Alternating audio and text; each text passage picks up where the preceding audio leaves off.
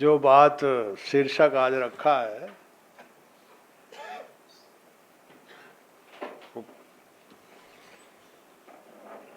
दो सच और दो टूक सच। बहुत दो शब्दों में बात जो है वो इस समूची सभ्यता का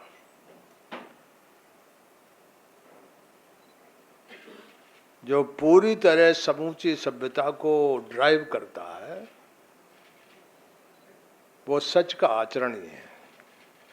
सच जो है उसके देखने के दृष्टिकोण लोगों के अलग अलग हो जाते हैं। आज आपने जो बात कही है, जो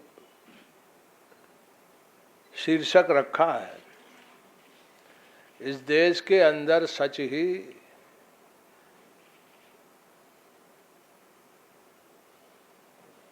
सबसे बड़ी कैजुअलिटी है। हर आदमी सच को अपने अपने निगाह से देखता है और जो समाज है वो अभी जो इंसान है उनका इतना दोष नहीं है। उनका दोष इतना ही है कि सच पर कोई बहस करने को तैयार नहीं है। हर आदमी ने सच के जैसे कोई अंधा हाथी को ढूंढते हुए जिसके जो हाथ आता है उस तरह हाथी के बारे में बयान कर देता है। जिसके आंख नहीं होती है वो हर चीज को कल्पना से ही देखता है, छू के ही देखता है और छूने से संपूर्ण सच तो कभी सामने आता ही नहीं है। और एक बात लोग भूल जाते हैं कि 7 स्वर थे। दुनिया की कोई आवाज इन 7 स्वरों के बाहर नहीं जाती है। ये भारतीय मेघा की खोज थी। लेकिन उसके बाद मैं इस कमरे में आया हूं, मैं यदि बात कहूंगा तो यहां का आदमी इतना उसके दिमाग में खाने हो गए हैं कि मेरी बात जो यहां सुन रहा है तो उसका मानस सच और दो टूक सच के साथ खड़ा हो गया है। और यहां से बाहर निकलेगा तो उसको कई तरह की चिंताएं हो जाएंगी। उसका दोष नहीं है, लेकिन समाज को समझने में उसके दिमाग में कई खाने हैं। अब खानों का वर्णन करूंगा तो समय इसमें चला जाएगा। एक खाना है घर का, परिवार का, तो मन चंगा तो कठोटिम गंगा। तो जो दिन भर खेत में पसीना बहा रहा उसका मन चंगा हो जाएगा। जो पहाड़ में आजकल तो बिल्डिंग बन रही है तो पत्थर तोड़ रहा है उसका मन खुश हो जाएगा, मन प्रसन्न रहेगा। जो आदमी आजकल बड़ी बड़ी आपके यहाँ तो मैंने अभी नागपुर में बहुत दिन बाद आया तो यहाँ इंडस्ट्री बंद हो गई और वहाँ बिल्डिंगें खड़ी हो रही हैं और वो उद्योगपतियों की है भी और राजनेताओं की भी है। और राजनेता वो आजकल सफल हैं जिनकी ज्यादा कई तरह के धंधों पर पकड़ है। यानी व्यापार और राजनीति दोनों एक साथ नहीं चल सकती, ये सच है। राजनीति और व्यापार एक साथ चलेगा तो ये दो रास्ते पे इंसान चल ही नहीं सकता। अरे आपने जो भारतीय समाज के खंड खंड भारतीय समाज को आपने पोखर पोखर बना दिया। और पोखर से नदी कभी बनती नहीं है। पोखर तो उसका पानी पीने लायक नहीं होता। पोखर तो जब नदी बनता है तो फिर धरती ही उस पानी को बिल्कुल दुरुस्त करती, पीने लायक करती। लेकिन आजकल हिंदुस्तान की कोई नदी नहीं है जिसका पानी पी लो। जानवर भी जो है वो भी पिएगा तो वो भी नुकसान हो जाएगा।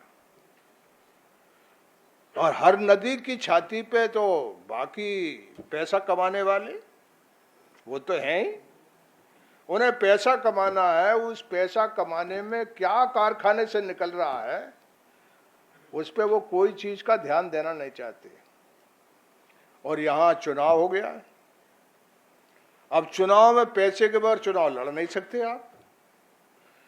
अब अभी ये बता रहे थे कि हम जबलपुर से जीते, तो हम जो है वो जीते ही नहीं, हमको 27,000 रुपये बच गए और फिर हमसे उसकी जीप लेकर के यूनिवर्सिटी को दिए। लेकिन आज जो है वो ऐसी हालत तो नहीं है। हम शायद पार्लियामेंट में सबसे ज्यादा जीतने वाले आदमी हैं। हमारा ये, हम जबलपुर से जीते, उत्तर प्रदेश के बदायूं से जीते और वहाँ नेपाल के वहाँ चले गए। आपके नेपाल का किनारा है जो कोसी का किनारा कहलाता है, वहाँ से हम 4 बार जीते, इस बार हार गए। और पूरी पार्लियामेंट में आप जाके देखोगे, ध्यान से उसको गौर से दूर से देखो, आजकल तो दूर से भी देख के बैठ दे सकते हो, वो उसमें है अपोजिशन है ही नहीं। अपोजिशन ऐसा है कि जो अपोजिशन जानते ही नहीं। उसमें जितने भी जवान वाले लोग थे वो जनता ही ने उनको बाहर कर दिया, और जो सच्चे और ईमानदार लोग थे उनको भी वापस कर दिया। और एक तरफ कहेंगे कि राजनीति में बड़ा भ्रष्टाचार है, तो वकालत में भ्रष्टाचार नहीं है, जुडिशरी है उसमें नहीं भ्रष्टाचार है। कौन वाक ऑफ लाइफ है इस देश में? कौन सी वाक ऑफ लाइफ? अरे भारतीय समाज से ही सब निकल रहे हैं। लेकिन हर जगह अंधेरा भी है और कुछ उजाला भी है, लेकिन उजाला कम है। जैसे ध्रुवों पर सूरज बहुत कम निकलता है, घंटे 1 घंटे के लिए, इस देश में भी सच जो है वो कभी कभी घंटे भी नहीं, एक आध बार कौन जाता है, एक आध बार कौन जाता है। तो अपोजिशन जो है वो लोकसभा में तो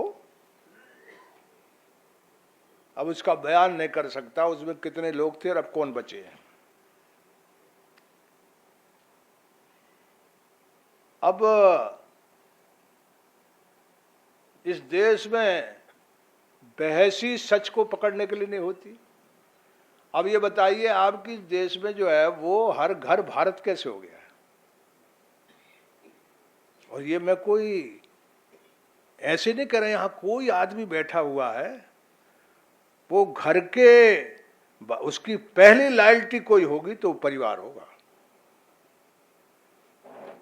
और ये सभ्यता का नतीजा है कि हमने अपनी मां को गुलाम किया, फिर जात बनाई। और महिला मां की गुलामी, मां का एक पार्ट और जात का दूसरा पार्ट, वो चक्की जब चलती है तो उसमें अंतिम आटा निकलता है परिवार। इसलिए इस देश में संघ परिवार, ये हमारे ये सहज और नदी के साथ, यानी ऐसी सहज बात है कि नदी के खिलाफ बहना और नदी के साथ बहना, दोनों में फर्क बहुत हो जाता है। जनता परिवार, और हम एक दूसरे से मिलेंगे, बोले अरे भाई हम लोग तो यारी दोस्ती, हमारा परिवार तो एक है। यानी परिवार 2 4 एक हैं। और यदि मान लो आप किसी, अब तो मोहल्ले हैं ही नहीं, अब तो आजकल घोंसले हैं, लेकिन मोहल्ले जब पहले होते थे तो कोई आदमी समाज को आगे ले जाने के लिए कोई काम करता था, गिरीश गांधी कोई बन जाए, तो अब ये तो थक गए। और बहुत से लोग, ये शर्मा जी बैठे हैं, ये कई लोग थक गए हैं। अब बेचारे गोष्ठियां कर रहे हैं, और गोष्ठियां से समाज कभी बदलता नहीं। समाज तो अंदर से बाहर से उसको हलाने डुलाने से बनता है। अब यदि किसी घर में कोई आदमी समाज को ठीक और अच्छी बात के लिए, बुरी बात के लिए करे, वो बात अलग है, उसका तो जरूर, लेकिन अच्छे काम के लिए यदि कोई आगे बढ़ता और यदि कहीं उसका घर संकट में आ जाए तो बाजू का आदमी कहता है बोलचाल की भाषा में बहुत उचक रहा था, अच्छा हुआ ये इसका इलाज ठीक हो गया। यानी उसकी आफत यह है कि वो यानी बाजू का आदमी उसके साथ नहीं रहता है। अपने आप ही जिनको हम बुरी तरह बोलते सफाई करने वाले लोगों को, जो माँ काम करती है तो माँ जो है वो उसको शरीर में भी धोती है और पूरी सेवा भी करती है बच्चे की 1, 1.5, 2 साल। अकेले आदमी का बच्चा है जो विकलांग होता है, जिसे 2 बरस 3 बरस देखना पड़ता है, लेकिन सफाई वाला जो है वो माँ का काम ही करता है। लेकिन इस देश में उसको किस निगाह से हम देखते हैं? उसकी जिंदगी में कोई बदलाव हुआ? या ना एक दलित हर जगह, गांव में, हर शहर में उसका मोहल्ला अलग है। 1/4 आबादी के साथ हमारा यह व्यवहार है। हम बड़ी बड़ी बातें कर रहे हैं। हम यानी ये भी नहीं कर पाए कि हमारे लोग जो इंसान हैं वो इंसान सब जगह इज्जत और मान और सम्मान के साथ बराबरी की निगाह से देखे जाने लगे। वो निगाह भी नहीं बदली। तो सीधी बात है कि ये परिवार क्यों बन गया? ये परिवार इसलिए बना कि मां के साथ हमने सिर्फ हमें जात चलाना है। जात एक तो है नहीं, लाखें होगी। अब इतना खंडित समाज, अब इसमें कोई पूछता है कि जीत कैसे हार गए, आप क्यों नहीं जीते? अरे भाई, जो बीमारी की जिन्हें चिंता नहीं वो तो जीत रहे हैं, और जो बीमारी की चिंता रखता है वो लोही हार रहा, वो जयप्रकाश हार रहा, वो कर्पूरी ठाकुर हार रहा। यहां भी बहुत लोग हैं जो हार रहे हैं। हाँ, कोई मनोभाव बन जाए तो वो हारे ना जीते, और कुछ होगा भी नहीं, कुछ करना भी नहीं। कहां जमीन बांट भी दी और बटी भी नहीं, और बड़े भारी आदमी। यानी अच्छा, बहुत अच्छा बोल रहे। अरे तुम्हारे बोलने का कोई असर है क्या? नहीं, बोलना वो है जो जमीन पर पहुंच जाए। बोला तो गांधी के पहले कबीर ने कि झीनी झीनी बीनी चदरिया, दास कबीर जतन से रख दी, जस की तस। आप बताइए, उनने कहा कि इंसान को ऐसा जीना चाहिए जैसे एक जुलाहा बड़ी मुश्किल से तार तार करके चादर बनाता है, उस चादर को यदि ओढ़ा है तो उसको मैल मत करो। इसलिए परमात्मा ने आदमी को या प्रकृति ने आदमी को बनाया है वो ऐसा जिए कि उसके जीवन में कोई उंगली उठा न सके। मार्क्स ने एक पोथी लिखी, विचार की कमी इस देश में नहीं है। मार्क्स ने एक पोथी लिखी है, अतिरिक्त आमदनी इंसान की वो सरकार की और समाज की है, उसे सरकार की बना दिया। इतना बड़ा पोथा लिखा है, बड़ी पोथी लिखा। 6 आदमी थे मार्क्स, कोई ऐसा नहीं मामूली आदमी नहीं था। यानी मार्क्स ने इतना तो किया कि जिस समाज में उसने काम किया वो आधी दुनिया को बदल दिया था। अब वो फिर से दुनिया जो है वो मिट गई, बात अलग है। लेकिन आपके 250 साल पहले कबीर कहता कि साधु इतना पाइए जा में कुटुंब समाये, मैं भी भूखा न रहूं साधु न भूखा जाए। अरे भाई, मार्क्स की किताब में इसमें क्या फर्क है? विचार की कहां कमी है? यानी रविंद्रनाथ टैगोर जो है वो खिताब उनको तब मिला है जब कबीर की 100 उनकी जो पोएट्री थी उसका ट्रांसलेशन करके कहा, मालिक मेरा एक है दूजा कहा न जाए। तो ये यूरोप के लोग कह रहे थे ये तो फिलॉसफी है ही नहीं हिंदुस्तान में। तो टैगोर साहब ने 100 जो कबीर की कही हुई साखियां हैं उनका ट्रांसलेशन करके भेजा, दुनिया बाबा करेगी। और उसी के बाद उनको ये मिला नोबेल प्राइज। लेकिन कबीर तो जो है वो अकेला एक आदमी था जिसका ना माँ है, ना जिसका बाप है, ना जिसकी जात है, ना जिसका धर्म है। इंसान तो हिंदुस्तान में एक ही पैदा हुआ है, वो कौन है? इसमें एक आदमी नहीं पैदा हुआ, हर आदमी किसी जात में है, किसी धर्म में। इंसान तो कोई है ही नहीं। गांधी जरूर पैदा हुए लेकिन वो कोशिश किए कि वे इंसान बन जाए, लेकिन कबीर तो जन्म से ही, यानी चले जाओ मगहर में उनकी मजार है, उस पे हिंदू घंटा बजा रहा है और ये मुसलमान औंधा लेटा हुआ कि हमारा कबीर है। यानी उसकी बात नहीं मानना है, घंटा बजाना है और औंधा टिक के देखना है, इसको अपने पे कब्जा करो। ऐसा तो गजब दुनिया में समाज ही नहीं है। अभी एक विवाद हो रहा है, एक कोई साधु बड़ा है वो कह रहा है कि ये कोई महाराष्ट्र का साईं इतना पीजिए दीजिए जामे कुड़े। साईं जो है वो आपके नाथ संप्रदाय से निकला है।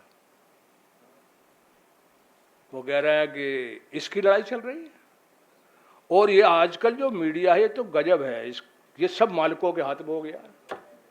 इसमें पत्रकार कोई है ही नहीं, थर थर कांपता मालिक से। अब पत्रकार जो है, कलमकार जो है, वही लिख रहा है और वो भयभीत है। कैसे सच आए देश के अंदर बाहर? ये चुनाव जो है वो, चूंकि मैं इस चुनाव को हार गया हूं इसलिए कोई लोग कुछ कहेंगे, लेकिन कुछ वक्त गुजर जाने दो, क्योंकि जीत के बगैर आपके कान लंबे होते ही नहीं। मैं क्या करूं? लेकिन मैं एक साल बाद बोलूंगा, यदि कभी नागपुर आया तो बताऊंगा। ये दौर कभी चल ही नहीं सकता। पहले दौर भी नहीं चले, अब दौर भी नहीं चलेगा इस देश में। और नहीं, कोई रेल की यात्रा नहीं। आप राजनीति में यदि लक्ष्य बनाओगे कि मुझे नागपुर पहुंचना है, तो आप नागपुर जिंदगी में नहीं पहुंच पाओ, कलकत्ता पहुंचोगे। इतना विकट है, इतनी ज्यादा उलझन वाला है कि कोई गटर में फंस जाएगा वो तो निकल भी सकता है। हिंदुस्तान में आदमी निकलना मुश्किल है। अब क्रिकेट, अरे भाई ये पार्लियामेंट क्या, वहां क्रिकेट खिलाना है, क्या करना भाई?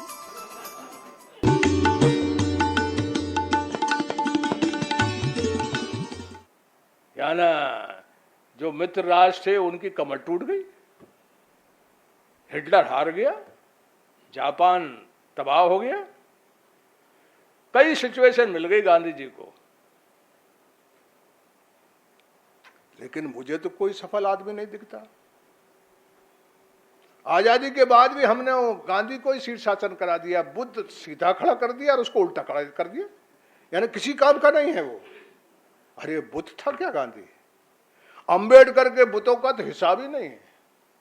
यानी जो इंसान के गैर बराबरी के खिलाफ लड़ रहा था, उसे परमात्मा, क्योंकि परमात्मा मानना इसमें बहुत सरल और बहुत सरल सुमन तरीका है हिंदुस्तान के लोगों का। यानी मुसलमान भी जब आया तो यहाँ चादर डाल दी किसी को, ये कहते मजार है। यानी जितने मंदिर मस्जिद दिखे उतना, मंदिर दिखे उतने ही मस्जिद कम पड़े तो मजार बना दो।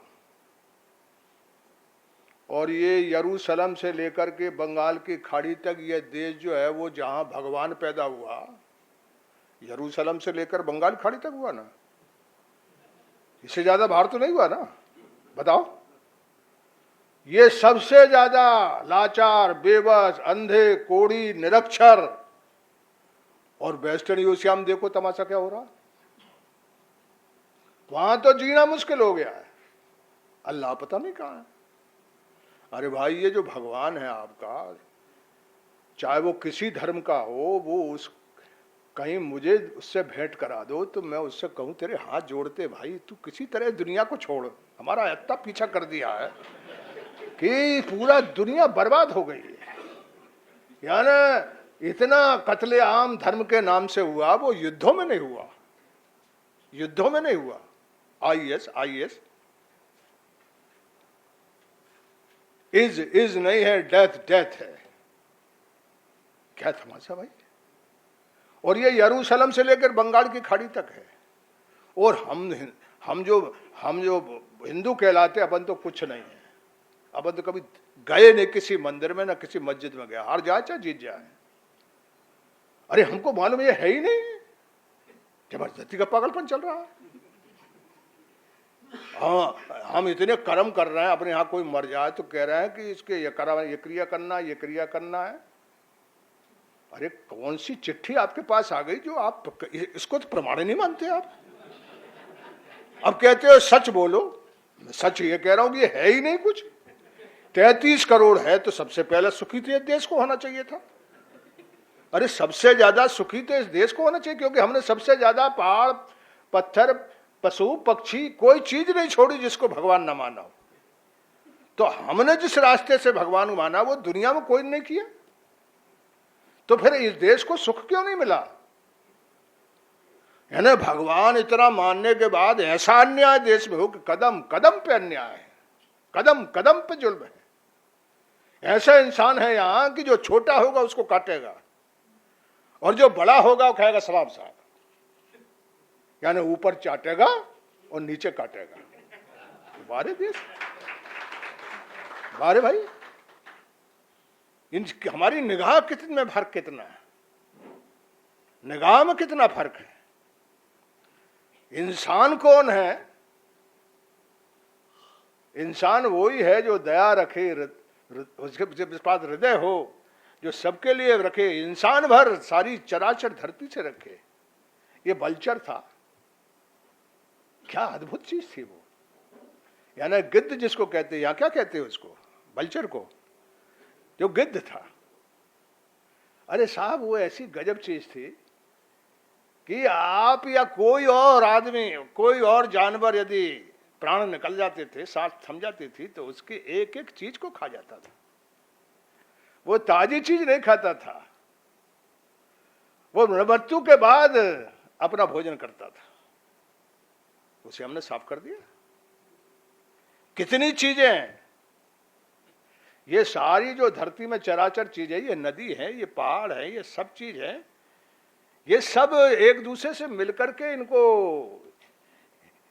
सारी सभ्यता चलती है। सभ्यता अकेले इंसान की नहीं। ये क्या बात है भाई कि आदमी जो है उसके लिए भगवान है, बाकी लोग नहीं है। और जो भगवान वाले लोग हैं वो कभी इनके बारे में दया और प्रेम और ममता उनके मन में है? वो इनके प्रति सोचते हैं? इंसानों के बारे में सोचना और बाकी लोगों के बारे में नहीं सोचना, चाहे वो पशु है, चाहे पक्षी हैं, चाहे धरती पर चलने वाले हैं, चाहे पहाड़ है, चाहे जंगल है। जंगल से बड़ी, पेड़ से बड़ी खिदमत कोई करता है? यानी हम लोग जो है सब बैठे हुए, यदि सांस टूट जाएगी तो फिर जान चली जाएगी। सांस क्या है? ये पेड़ से जो निकलता है ऑक्सीजन, वही तो है। यानी जो आपके प्राण वायु बनाता है, उसे पैसा कमाने के लिए कोई आदमी के मन में दया नहीं, हृदय नहीं। वो काटे जा रहा, मारे जा रहा, पत्थर तोड़े जा रहा, पहाड़ तोड़े जा रहा है। अब मैं जयपुर एक दिन गया तो वहां पहाड़ पूरा, जैसे मान लो आदमी का शरीर कट जाता है, वैसे पूरा सभार पहाड़ आधा जो है वो उसको तोड़ दिया गया। तो मैं आपसे निवेदन करूं कि जो सच है, सच ये है कि संपूर्ण हिंदुस्तान हो या दुनिया हो, उसमें संपूर्ण न्याय के लिए लड़ाई जो है वो सच और दो टूक हो। उसमें लिहाज नहीं होना चाहिए। जिनने लिहाज किया है वो नहीं है, जो लिहाज नहीं किए वो ही बड़े लोग हैं। और हिंदुस्तान में तो वो एब्रेशन है, यानी जो बड़ा और अच्छा काम करता है उसका हम बुत लगा देते हैं। अरे इस देश की सभ्यता है, जब 33 करोड़ तो एक बुत और लगा दो, कबाड़ खाने फेंको इसको। जिंदा रह, जैसे मान लो बाबा साहब जीत नहीं सके, महात्मा फुले के कार्यक्रम में गांधी जी तो बम गिरा था वहां, ये कोई ऐसे आदमी नहीं थे, ये बोल रहे थे कि ये विषमता जो है वो मारक है, वो आज भी है ना। गरीबी जो है वो आप समाज में जो जाति व्यवस्था उसके अनुसार है, जितना नीचे जात होते जाएगी उतना गरीबी बढ़ते जाएगी। अरे भाई इसका इलाज तो सोचो, पुराना है उसमें ठीक करने का, दुरुस्त करने का कोई मामला ही नहीं। कहते धर्म ने तो लकीर खींच दी, उसको बदल ही नहीं सकते यार। मैं नहीं समझता कि यूरोप ने इस रास्ते से आगे बढ़ा है। उसने तो जो पादरी थे उनको गिरजाघरों में बंद किया, मारा ठोका। यहां ये मार रहे ठोक रहे हमको, कहीं बाबा तो कहीं कुछ तो कहीं कुछ, तो ये उल्टा काम हो रहा है। अब मैं एक बात बताऊं कि इस कमरे में आया हूं, इस देश में दिन भर हमारे यहां गप चलती है कि हम तो विमान पहले ही उड़ रहा था, हमारे यहां चोर के ले गए लोग। हमारे यहां तो हवा में आदमी खुद ही बजरंगबली तैर रहा था, पहले पहाड़ लेके आ गया। और सब रेत दिखा रहे हैं।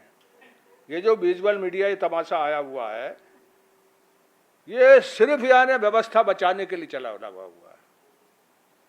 इसे देश के जो समस्या उन पर वो कभी गौर ही नहीं करता। ये सबका माथा खराब कर रहा है। और जो खराब चीज दौर जो है वो ऐसी चीज का होता है कि जो आदमी को तात्कालिक सुख देती है, वो तात्कालिक सुख इसमें है। अब ये पार्लियामेंट है, आप देखो जैसे कोई ये भजन कीर्तन की सभा है क्या, उसमें चिमटा बाबा, बाल्टी बाबा, घंटा बाबा। अरे इतने मंदिर है इसमें, क्यों इतने मंदिर के बाद देश नहीं बदला? तो एक जगह इंसान की चर्चा हो रही थी, यहां भी आपने ये काम कर दिया। अब क्रिकेट, अरे भाई ये पार्लियामेंट क्या वहां क्रिकेट खिलाना है, क्या करना भाई? और ये कोई स्टूडियो है, ये सिनेमा वालों को ले जा रहे हैं आजकल। और सेठ साहूकार तो कुछ कहना ही नहीं है। पहले वो ज्वाइंट सेक्रेटरी के पास मैंने देखा, यहाँ के बहुत पैसे वालों को ज्वाइंट सेक्रेटरी के पास आगे नहीं जाते थे। अब वो खुद ही राज कर रहे हैं, वो खुद ही मंत्री बन रहे हैं, पार्लियामेंट में बैठे। अब उनके बारे में बोलो तो कहेंगे पार्लियामेंट के मेंबर पार्लियामेंट के बारे में कैसे बोल रहे हैं आप? चुप बात भाई। अब आप कह रहे हैं हमको जो है वो सब सुनते हैं, इसलिए सुनते हैं कि हम चतुराई से बोलते हैं। हम पूरा सच बोलने लगे तो हमको मार के निकाले लोग। और आप कह रहे हैं एक जो अभी हम एक प्रेस के किसी से लोग उस कर रहे थे, वो बोले कि आप ये सच बताइए। अरे मैंने कहा क्यों, नाश कर रहा हमारा। अब ये काम करना है हमको तो कर लेने दो। हमने कोई स्कीम बनाई है, कबाड़ खाने में कोई रास्ता बनाया है हमने, कोई इतने बड़े जंगल में कोई एक मुड़ डालने की, सर डालने की जगह बनाई है, तुम इसको ही बंद करना चाहते हो। अब ये जो आया मैं गाड़ी किसने बनाई, ये लिफ्ट किससे आई, ये मल्टीपल वाइज कैसे आया, बताओ? कोई एक चीज है आपकी? ये चश्मा कौन ने बनाया? आप तो खकरा के पत्ता से आप आंख ठीक कर रहे थे हैं? अब ये जो अमेरिका है, ये जो आईएएस वाला जो लोग हैं, उन पे अपने जहाज पेच करके वो बैठा अमेरिका में पटक रहा वहां बम। अब उनके आदमी नहीं है उस जहाज में और वो मार रहे हैं आपको। और आप कहेंगे अल्लाह अकबर, कहेंगे जय बजरंगबली। अरे ये आविष्कार से जीत रहे हैं, आविष्कार करो। वैज्ञानिक दृष्टिकोण नहीं बनाओगे तो यूरोप जो है वो आपको फिर खा जाएगा, अमेरिका फिर खा जाएगा। अब इस कमरे में आया हूं मैं तो कोई एक चीज नहीं है। अब ये जो आरसीसी का मकान है आपने बनाया है, आप देखे आओ ताजमहल को, आप सारे यहीं तो है, भोसले का किला देख लो उसको, उसमें कोई आरसीसी है? अब आरसीसी को आपने मतलब है ना, वो भी आपके यहां से नहीं बाहर से आई है। और ये कुछ लोग देश में लोगों को वोट पाने के लिए माथा खराब किए रहते हैं। यदि मान लो उनके सामने बोले तो उनने कई किताबें लिख दी हैं कि हमारे यहाँ ये था, हमारे यहाँ धृतराष्ट्र जो है वो टीवी देख रहा था। अरे कब धृतराष्ट्र हुआ, कहाँ की टीवी हुई, ये कोई किस्से कहानियां पुराने हैं। अब ये एक किताब है, पता नहीं यहाँ चलती नहीं, वो आला उदल, हम उसी इलाके के रहने वाले हैं, वहीं से मारपीट के अंग्रेजों ने भगाया। वहां न आता है न पता, वो आला उदल ऐसी चीज है कि एक को मारे और 10 मर जाए। ऐसी गप की किताब दुनिया में कोई नहीं मिलेगी, और वो सबसे ज्यादा पढ़ते हैं लोग, कहते बरसात हो जाएगी। अरे हवन करेंगे, टीम जीत जाए, हवन कर रहे हैं। और जो नेता हैं वो कहीं मंदिर में जा रहे हैं तो कहीं मजार पे जा रहे हैं। इन्हें कोई मंदिर मजार पे मोह नहीं है, ये जानते हैं बहुत, ये थोड़े जो ऊपर हो गए हैं वो, ये सब जनता इसके नाम से जब हजारों करोड़ों लोग मस्जिद में जा रहे हैं, मंदिर में जा रहे हैं, तो ये भी वहां चले जाते हैं। तो और विश्वास, अंधविश्वास और मजबूत हो जाता है। अरे भाई, तर्क के साथ धर्म चलेगा तो ही आपका काम होगा। वो दुनिया में जो आगे चले गए उनने यही किया है, वो धर्म को भी जोर से टिकाए हुए हैं, लेकिन वो साइंटिफिक इन्वेंशन से भी दुनिया को टिका। जैसे मान लो जहाज है, ये जो कंपनी चला रही है, अब एक एक जहाज कितने रुपए का है? 300, 400, 500, 700 करोड़ का है। यानी जहाज से ही उनका दुनिया भर में कितने जहाज चल रहे हैं, उनसे जो पैसा कमाएंगे, तब उन्होंने कार छोड़ दी, वो सब दे दी आपको, बना रहे विदेशी कारें, ये हवा भर रहे हैं हम अपने यहाँ के, और युद्ध लड़ रहे हैं। है ना, पाकिस्तान हिंदुस्तान का तो ऐसा हाल है कि यहाँ का मीडिया और वहां पाकिस्तान का मीडिया। मैं चीन में था तो हिंदुस्तान का मीडिया दिखाते नहीं, तो मैं वहां देखा तो पाकिस्तान का मीडिया, फिर कोई फर्क ही नहीं हिंदुस्तान और पाकिस्तान में, दोनों भूख रहे हैं, उधर भी भूख रहे, इधर भी भूख रहे। अरे यानी इनका सबसे बड़ा कोई है, एक तो 15 लाख आदमी मर गए उसमें। दुनिया में ऐसा मुल्क ही नहीं है, मुल्क तो बहुत जगह बटे, लेकिन आबादी इधर से उधर हो जाए ऐसा कभी नहीं हुआ। और आज भी पीछा नहीं छोड़ रहे हैं, आज भी पीछा नहीं छोड़ रहे हैं। अब क्या कहें, आप ही उतना ही कहूंगा जितना आप ग्रहण कर रहे हैं। यदि मैं ज्यादा बोल दूंगा तो आप ही विद्रोह कर जाएंगे यहाँ, क्योंकि मैं जो बात बोल रहा हूं वो मेरी बात को, आपसे यही मेरी विनती है कि उनको पकड़ के थोड़ा तो विचार करना। यदि बुरा लगे तो छोड़ देना, लेकिन यदि लगता है इसमें दम है, मैं प्रमाण के सहित बता रहा हूं, तो फिर इसको एक ही चीज है कि आप जितना इंसान बनोगे उतना देश बनाओगे, और जितना जात बिरादरी और मजहब में जाओगे उतना ये देश पीछे था, पीछे जाएगा। यदि देश को आगे ले जाना है तो हमको हर तरह की बीमारी से मुक्त करना पड़ेगा। मां को लिबरेट करना है तो मां के लिबरेशन का एक ही रास्ता, इरेडिकेट द कास्ट सिस्टम। अब वो ऐसे लोकतंत्र में ऐसे तो नहीं हो सकता। एक काम तो आप कर सकते हैं कि जो बच्चे जातियों के दायरे से हौसला करके बाहर चले गए और शादी करना चाहते, उनकी सरकार तो डंडा लेकर सुरक्षा कर सकती है, उनकी सुरक्षा कर सकते हैं, नहीं कर सकते। और जात से बड़ी चीज हो गई है नौकरी, तो यदि उसको सीधा कि उसको नौकरी देना ही पड़ेगी, सरकार देगी या प्राइवेट सेक्टर देगा, लाठी लेकर सरकार खड़ी हो जाए, एक रास्ता धीरे धीरे भारतीय समाज के समरस बनने का होगा। हम तो एक भी नहीं, हमारे सबके दिल सिकुड़े हुए हैं। अब मैं कोई बात इसलिए और अधूरी करता हूं कि इतने दिल सिकुड़े हुए हैं कि 2 मिनट में कहने लगेंगे। अरे यानी क्योंकि आदमी ने जान से नहीं पकड़ा है, दांत से नहीं पकड़ा है, वो तो हृदय ने पूरे शरीर को पकड़ कर रखा है। ऐसे ही है हमारा हाल। हम बच्चों को आविष्कार के लिए प्रेरित करें आविष्कार के लिए प्रेरित करें। अब हम कह रहे हैं कि एफडीआई ले आओ। एक ईस्ट इंडिया कंपनी थी, 200-250 साल लगे, तो अब तो बाजार आ गया, बाहर के और भीतर का कोई नहीं, बाजार तो मिल गया, हिल मिल गया। अब तो आपको बाजार के साथ चलना पड़ेगा, लेकिन बाजार जो है वो बाजारी बाजार हो जाए और अपने भीतर की जो जमीन है, धरती है, उसमें आयरन ओर है, उसमें कोयला है, उसमें 82 मिनरल्स हैं, जंगल है, पहाड़ है, दुनिया की सबसे ज्यादा जरखेज जमीन है। हम अपनी शक्ति और सामर्थ्य को अंदर का मजबूत नहीं कर रहे हैं, तो फिर दुनिया के बाजार से हाथ मिलाने में हम जैसे पहले खराब हुए थे वैसे अब खराब होंगे। अब कुछ लोग सोचते हैं कि छोड़ो दुनिया को, कुछ लोग सोचते हैं यही रास्ता ठीक है, तो इसकी कम से कम बहस ही हो जाए। मैं ये नहीं कह रहा हूं कि हम जो कह रहे हैं वो सही है, मैं ये कह रहा हूं कि इसकी बहस कर लो, तो बहस से जो सच निकले, सच का अमृत निकले, उसको समाज को दे दो।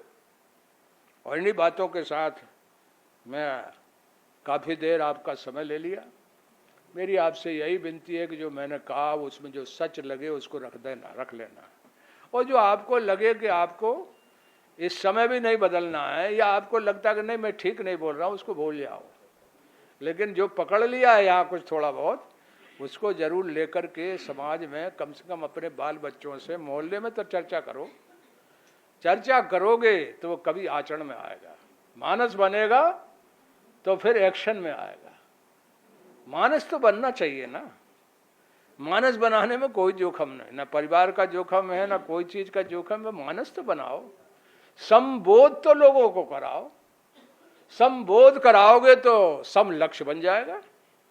यही मेरी आपसे विनती है। इन्हीं बातों के साथ आप सब लोगों ने आपने बहुत प्रेम से मुझे सुना, इसके लिए आप सबका हृदय से आभार मानता हूँ, और आपसे यही कहना चाहता हूँ जो मैंने कहा वो सब सच ही नहीं है।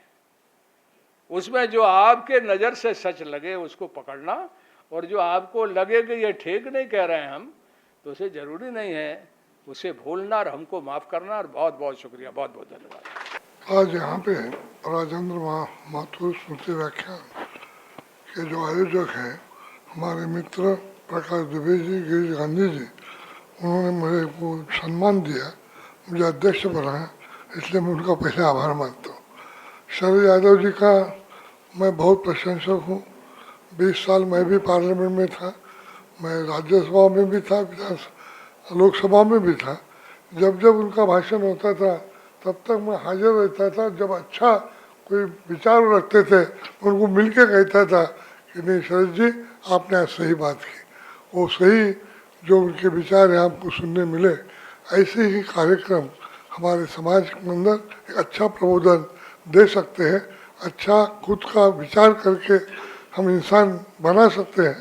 शरद जी मैं आपका बहुत बहुत आभारी हूँ, और इसलिए जो भी परिवर्तन होता है हमारे देश के अंदर उसको ग्राह्य मानना पड़ता, क्योंकि लोकशाही पद्धति है, और जो लोग चुन के देंगे वही हमारे प्रतिनिधि हैं, और वही इस देश का भला करेंगे, ऐसा हम लोगों को लगता है। धन्यवाद।